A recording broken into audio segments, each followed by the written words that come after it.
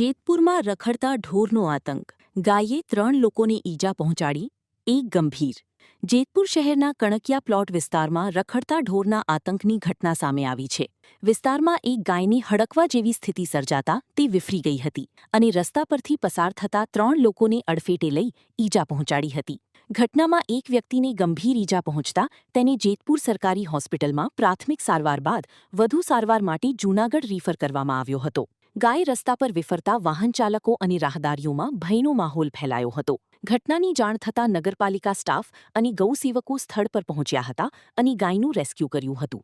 સ્થાનિકોમાં રોષ જોવા મળી રહ્યો છે કે જેતપુર શહેરમાં વારંવાર રખડતા ઢોરની સમસ્યા સર્જાય છે, છતાં નગરપાલિકા દ્વારા ઢોર પકડવાની કામગીરી પૂરતી અસરકારક રીતે થતી નથી.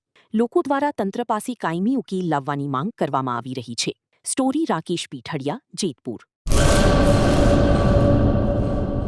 2026-27 એડમિશન ચાલુ છે. ઓછા અભ્યાસે ઝડપી નોકરી મેળવવાની સુવર્ણ તક.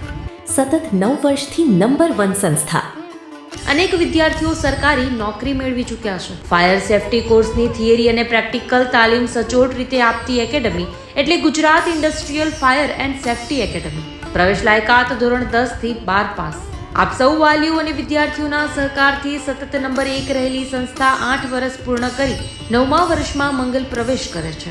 ભવિષ્યના ઘડતર અને સારી નોકરી મેળવવા આજે જ સંપર્ક કરો. Gujarat industrial fire and safety academy, બીજા માળે, રાષ્ટ્રભાષા ભવન, બસ પોર્ટની સામે, ભુજ, કચ્છ.